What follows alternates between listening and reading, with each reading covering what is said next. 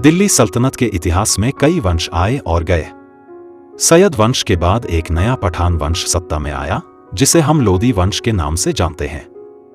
आज हम जानेंगे लोदी वंश की पूरी कहानी, जो मुगल साम्राज्य की शुरुआत तक पहुंची। 1451 ईस्वी में सैयद वंश कमजोर हो गया।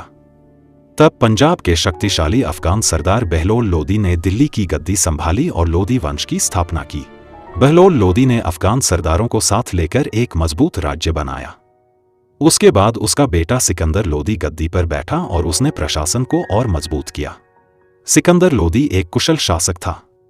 उसने आगरा शहर को राजधानी बनाया और खेती तथा व्यापार को बढ़ावा दिया। उसके समय में कला और शिक्षा भी आगे बढ़ी। सिकंदर लोदी के बाद उसका बेटा इब्राहिम लोदी शासक बना, लेकिन वह कठोर शासक था और कई अफगान सरदार उससे नाराज हो गए। अफगान सरदारों ने मध्य एशिया के शासक बाबर को भारत आने का निमंत्रण दिया। बाबर एक शक्तिशाली सेनापति था और उसने भारत पर आक्रमण किया।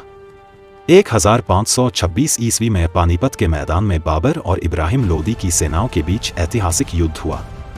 बाबर ने तोपों का प्रयोग किया और लोदी सेना हार गई। इस युद्ध में इब्राहिम लोदी की हार हुई और लोदी वंश का अंत हो गया। इसके साथ ही दिल्ली सल्तनत भी समाप्त हो गई। बाबर ने दिल्ली में मुगल साम्राज्य की नींव रखी, जो आगे चलकर भारत का सबसे शक्तिशाली साम्राज्य बना। लोदी वंश ने लगभग 75 साल तक भारत पर शासन किया और दिल्ली के इतिहास में एक महत्वपूर्ण भूमिका निभाई।